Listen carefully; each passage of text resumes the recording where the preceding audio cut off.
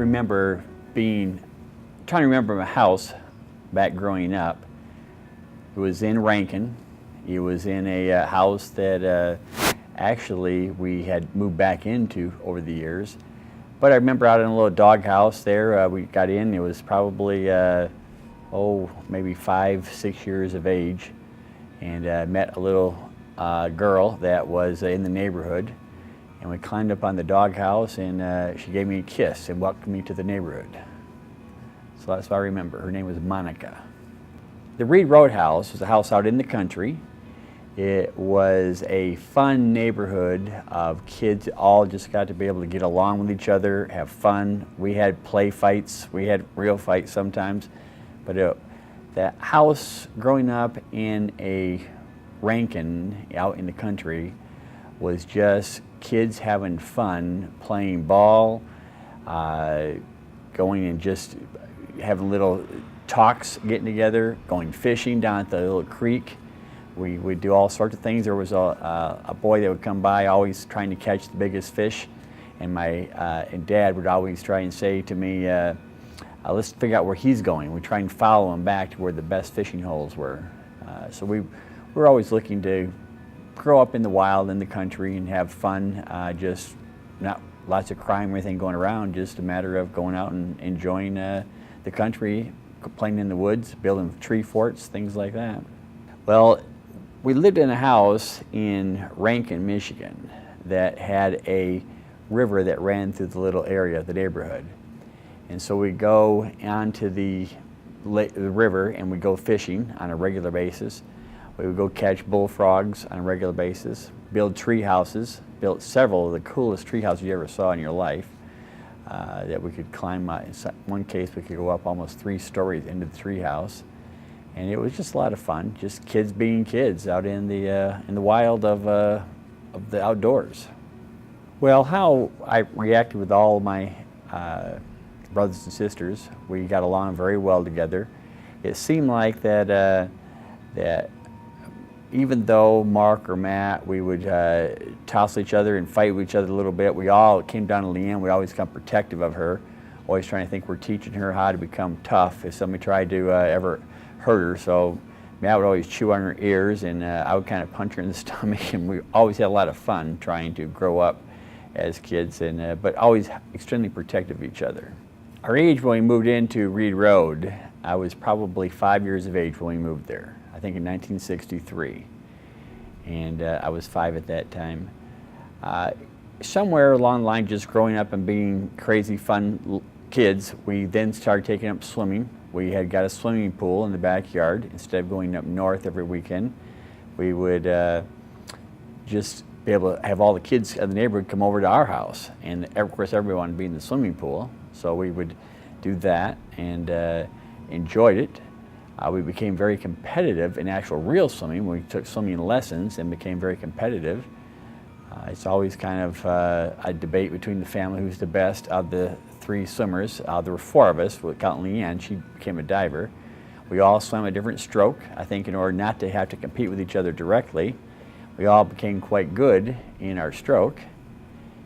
And the interesting thing is, who really was the best? Well, we always had that little jousting back and forth all the time, but still to this day, there's only one of the 3 brothers that still has a record since 1976. I think that would be, 40 years now? Still holds the swimming pool record. In my opinion, that would identify who is the best swimmer, is if you still hold the record, I would think. Grandpa and Grandma would always try and just give us all compliments. And so Matt would swim the freestyle, I would swim the backstroke, and your Uncle Mark would swim the breaststroke. My mom and dad, Grandpa and Grandma, would be, they always came to all of our swimming events. In fact, I remember that I would go over and over again to we'd swim in the pool at practice. They would come and pick us up. But at the swim meets, it was rare they ever missed one single swim meet of our life. And every time I'd finish the race, I'm sure my other brothers did it too, but the first thing I would do is look up in the stands to see if Grandma and Grandpa were watching, to see had I won the race or if I'd lost the race, something like that. But it was kind of nice to know that I could always count on them being at every single event that ever I was at. Of course, I did also some other things like cross country and tennis, and they came to a lot of those things too. But swimming, they were always there. Just every single event we had, they were there, rarely missed. Some of the things we did together as siblings in the same race, we would have, it's called a medley relay. And it turned out that I would lead off the relay with the backstroke. Mark would take off second as the breaststroke, and Matt would generally be the butterfly or the freestyler. We'd have to have a fourth person in there. But we were the best the best swimming relay in the county. We got our picture in the paper many times for being the best of the best. It was called the Three Brothers Trio, something like that. I don't remember how it went, but we were the best. They'd write us up. And of course, we always collected all of our medals. We put all our medals that we won in the family room of the house, and we all build who got the biggest pile of medals and or trophies, and we'd always try and count each other's who had the most inside the pot of medals. It seemed like I always had the most, so I wasn't quite sure, but I think I had the most of anybody. Some of my best memories of Grandpa and Grandma as parents would be that they came to every event. Grandma always encouraged us everything we ever did. They would always say that we could become anything we wanted to be, and would emphasize that in a strong way. Even when we made mistakes, they would get mad at us for making mistakes, but then they would encourage us to how we could get better and do more. And so what I believe that the best thing they did, they gave me personally the ability to think big, to not hold any limitations on my thought process, to dream big. And that's kind of what I always did as I was growing up, is I was a big dreamer, coming up with some wild, outlandish dreams of things I wanted to do in business, making money, becoming who I wanted to be as a person. I would say that Grandpa and Grandma really set the groundwork for becoming a good businessman in life because of how they were able to just encourage me as a person as I'm growing up.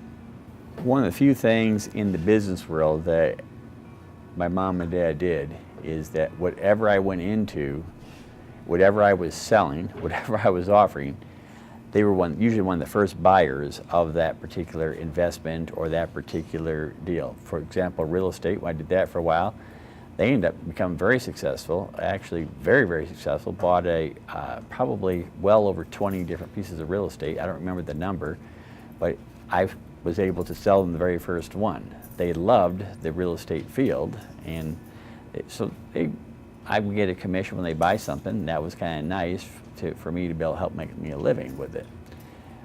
When I went into the investment world itself, they bought all my investments that I had, ones that would fit their needs and whatnot.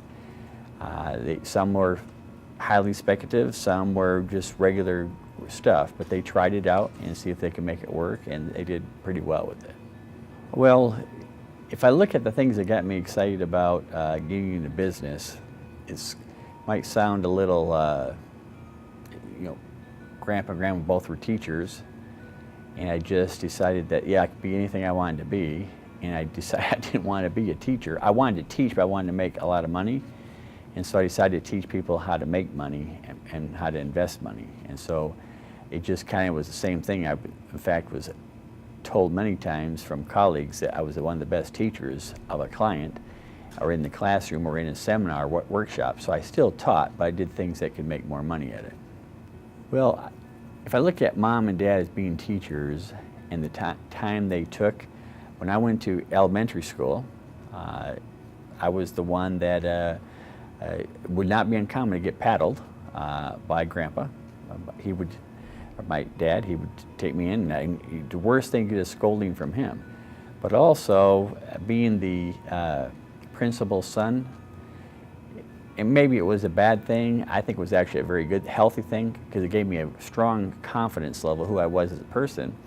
If anybody started to pick on me as a kid, one of my friends would say, "That's the principal's son," and all of a sudden they'd leave me alone. Well, I learned pretty quick that, wow, I don't have too many problems if someone wants to get mean with me, and on the playground they would stop all of a sudden. And so it gave me a lot of self-confidence to know that I could be as strong and tough as I wanted. It wasn't that I was a bully from it. It simply was that I was very confident in who I was. So Grandpa helped me do that. I would come home and I would see, if I got in trouble, you get trouble at school, you get trouble a lot worse when you get home. Because Grandpa would tell,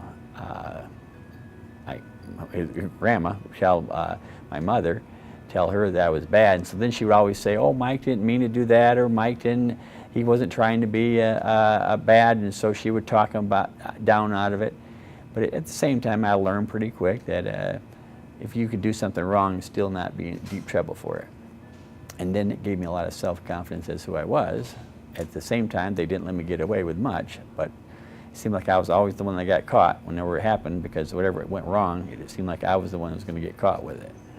Well, the reality is that the biggest troublemaker was probably Matt, my brother.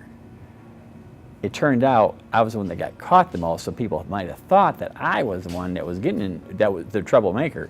Matt was the most, he just never got caught. And if anything ever happened to it, he'd always would tell, and I would call him the tattletale, because he'd always tell Mom and Dad that I was the one that did it, and he was the one that really started it all. So he was probably the biggest trouble. He just never got caught as much as I did. I think it's somewhat being the middle child. Middle children get caught more often. My sister, Leanne, we treat her very good. Now we want to prepare her for life, so we might have did things that she would have maybe said that we weren't being real nice to her, but we were trying to prepare her for life. So if any of other men or boys decided to harm her, we had to prepare her for that. And so we would toughen up her stomach so that she could handle it. Somebody tried to hit her in the gut so she could still get away and she could fight someone off. So I was very good at trying to teach her those type of things. And I think that we had this huge love for her. If she had a boyfriend that we didn't care for a whole lot, we would make sure we had a good talking to that boyfriend so that he would not harm. This part, I believe with everything that's in me, that the brothers in our household, me especially, really helped Leanne to become the way she is today, because we were you want to protect your sister. And so when you have three brothers, and us being swimmers, we're pretty tough. There's not many kids that all of our muscles were toned up. So if anybody's going to harm our sister, he had three brothers that could come and take care of them. So they learned pretty quick not to mess with my sister. Some of the things that I remember most about Grandpa and Grandma helping us become successful in developing and building families, even though Grandpa didn't show a lot of love himself, he was always there. You knew. There was never a question whether he loved us or didn't love us. We all knew it. I remember one time giving Grandpa a hug, and he stood there with his arms down to his side. He wasn't quite familiar what a hug was all about. I remember asking my mother about that. Well, why doesn't Dad give a hug back? And she said, well, it's just the way he was raised. He doesn't do that sort of thing. But he came to every single thing I did, so I knew there wasn't a question in my mind that my dad loved me. And I think what he taught was how to develop love with our kids. And so everything, as a growing up with my own children, I think that I was at every one of their events. There was very few things that I did not ever attend that I can't remember, and whatever interests them. It wasn't like I tried to focus them specifically. Maybe I tried to focus them a little bit into the swimming area, but they liked it. But whatever got them excited about life is what their mother and I got excited about for them. So we would go, and we would go to all their events, do everything. I mean, some things, the ballet, I wanted just like, oh my gosh, it's the ballet, but I would be all excited about the ballet. Oh, this is real fun, exciting. And I actually started enjoying the ballet. I know we went to a lot, actually I did enjoy the theater groups that Joshua would take us to. We saw some really cool theaters, and I wasn't a theater person until afterwards. I really enjoyed the theater. I've gone probably not many times since then, but a number of things I've gone to and attended as a result of, probably would not have in the past, but because of Joshua doing that and getting us involved. And if I was going to kind of describe my father, he was not stern. He was very watching, caring. He would make sure he cared about everything I did, wanted to know about it in a small detail, but you knew he was there. He was a person that was always in the background I could count on, whatever I needed to have done. There's one of those things you wonder is are they really interested, are the parents really interested? I never wondered about my dad. He was always interested in whatever I wanted to do. It wasn't until near his passing away that my dad and I really became good friends. It's a shame it took so long on that, but I lived out on an island, and he would take a boat and go fishing every single day, probably 2 or 3 times at the island. He would stop by. He would give me a beep. I would yell out to him, "Yeah, coming down, I got coffee." And I'd get coffee, we'd just sit on the porch. We never talked about detailed stuff and changing the world problems and solving the world problems like I did with Grandma, but we did that in enough detail that him and I grew to become quite good friends, sitting on the deck of a cabin that we had out in Lake Fenton. And it was actually one of my best times ever to getting to know Grandpa for real. It's a shame it happened the last 2 or 3 years of his life on it, but I think it was one of the best times I know of getting to know him, because we talked about nothing specifically, just sat there and talked to each other and enjoyed whatever was on our mind we would say. So it was fun on that part. If I was looking at how to describe my mother to an individual who's asking that question of me, I would simply say Mom was always there. She was extremely intelligent. We would solve the world's problems. When I say solve it, it would be, we would go in detail how to solve what was going on with the country. Mom was not real big on the presidents at the time, and so her and I would have all kinds of great discussions of not conflict with each other, of agree with each other, of how to solve the world's problems with getting the right president in there. And so it was all the way from the political agenda to business. She was always trying to give me advice in the business, how to improve, even where she's at now. Even with her mental state has deteriorated down, with that, she still is trying, I can tell she's trying to come up with words to give me some advice on business. Still trying to figure it out. And I believe she's got some of those words in her head. She just can't figure out to make them out of her mouth that same way. But she's always trying to give me some sort of encouragement of how to build the business even better than what we've done. So I would call her a tremendous encourager. If I was going to look at the things that make the Spencer family highly unique, close-knit, is that we all seem to have our own, just like we had in swimming, we had our own specialty. We allow each other to have that freedom to be what their specialty is. And we listen to each other's, whether it be we agree with it or don't agree with it, we listen to each other's viewpoints. And I think the kids all respect that this is how this person thinks, this is how this person thinks, and we all, each other live our life. So to me that's positive, and we all love each other. My kids could go over and visit all the way from Leanne and John to Matt and Lori to Mark and Paul. They could go visit and feel just as welcome anywhere they go. That's hard for parents to do that. And as their children, if they ever wanted to come and visit, we could also have the exact same feeling. Our family gets along extremely well because we all respect each other and let each other have our own opinions. I don't like to embarrass the other kids, so I kind of let them have their way, let them think that way. But I kind of know deep in my heart that I'm probably Mom's favorite child. If you handle someone's money, if you handle and help them become wealthy in life, naturally you have a better affection, a closer tie.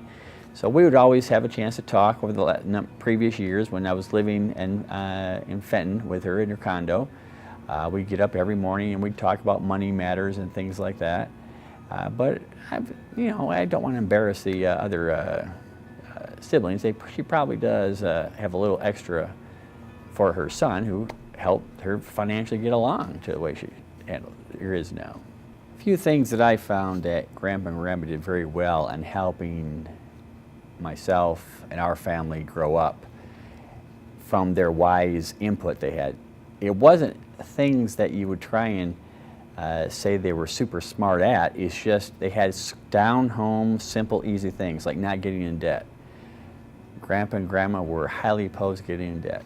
Grandpa and Grandma became highly financially successful, being school teachers, with not much high income. They just had a good income, but nothing really super high, but they became very successful because they didn't spend on things they couldn't afford. They didn't get any debt, or if they did get debt, would spend a lot of time trying to get that debt paid off, such as their house. They didn't borrow money for cars. Those were always paid for with cash. Never drove expensive cars because they wanted a car that was paid off. So we always had one level above a junkie car would be the cars we would drive. And then we'd work on getting them fixed to make sure they ran properly. So they were very prudent on how they spent their money, and it was a thing that maybe took me a little longer to learn. I decided I wanted to go spend and buy some of the big things as I was making money. But later on in life, as I saw that's not quite the way to go, being debt-free, and I think helping my own kids become debt-free. All the way from my son Joshua, he doesn't want any debt, doesn't carry debt. My daughter, with Nicole and Stephen, they got into debt, but they've spent now, they're getting ready to write a report on how to get out of debt and teach others how not to have debt. They're spending a lot of time, and they have done tremendous for their age. They're tremendous on almost having no debt. My daughter and David, Alicia and David, they staying debt-free. They got their first debt ever, and they're working. They could get it paid off. They just chose not to. At this point, they wanted to build some credit because they never had any debt. And that's the kind of thing that I think helped teach me, is help teach them debt-free living is the way to go. So I would attribute that to Grandpa and Grandma, who didn't borrow money for hardly anything. And if they did, primarily it was a house, and they'd work hard to get it paid off, and they had all their houses paid off at some point during their lifetime. I was a person that liked to explore and find things out and check things out to see how it would work. And so when I was a kid, the real story when I was a kid, that there was this, I'd like to go light a little fire out in the field, and we stomp on the fire and put it out. And so we actually, the story goes, I was out trying to smoke out foxes. And so there was a lot of fox out in the country we were at, and you could get, trying to become an entrepreneur, working with Grandpa, and he told me how much money you could make for a fox pelt. I decided, wow, I started doing the math, and I think at the time you could get something like, it might be $5 or $10 for a fox pelt. So I did all the math on how many fox pelts I'd have to get to become a millionaire. So I think I was only somewhere probably about 7 or 8 years old, maybe 10 years old, somewhere in that area. By how many foxes I had to kill, skin, and then I could sell their pelt and become a millionaire. And so I went out and I was trying to check the fox holes and the traps and things like that would have. But in the meantime, I wanted to smoke one out. Well, a couple times we went back in the field and we'd smoke it out. We'd start a little fire on one side, hope they'd run out the other side of the thing. We'd fan the smoke into the foxhole. Well, just playing around, I decided to make sure I was a good fire starter, and so I started a fire up by myself. One morning I checked the fox traps and just started to light a little fire. I stomped on the fire real hard, and when I did it, the fire went poof. All of a sudden now I had like 5 or 6 fires all going boom, boom, boom all around. I go, oh my gosh. So I went boom, boom, boom, boom. I stepped on all of them. Now I had about 10 little fires all around me, maybe more.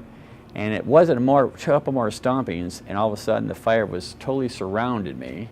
And I had my coat on, so I took my brand new coat. It's a brand new yellow coat that I just had gotten less than, well, maybe I had it for a week or so. And I took the coat off, and I got on the ground, started running around trying to put the fire out. Well, then my coat burned up, so my brand new coat didn't work. So now the fires get going really crazy. So I ran out to the road. I had to go tell Grandpa and Grandma, or tell my mom and dad what happened. And so I ran to the road, and as I looked back over my shoulder, the fire was just blazing everywhere. And so by the time I got back to the house, they called the fire trucks out there. And at one point they had, I think it was 5 or 6 fire trucks. About 80 acres got burned up, headed towards neighborhoods. They burned up wheat fields that burned everything up. And my hair all singed and burned up. So I sat in the bathtub trying to cool off because I got a bunch of the burn things that happened from it. But anyways, that was how now I had to admit that I burned the field up trying to smoke out this fox, which I really wasn't trying to smoke out the fox. I was just playing with fire. And the police or the fire department came to our house, and I got a huge amount of trouble for that one. However, my grandpa, he felt so bad for me because it cost $125 to pay for the fire department to come out there and do all that stuff. And I didn't have any money, and so Grandpa made me, or my dad made me have to pay for it. And my grandpa felt sorry for me, so he came up with $125 and paid my $125 bill.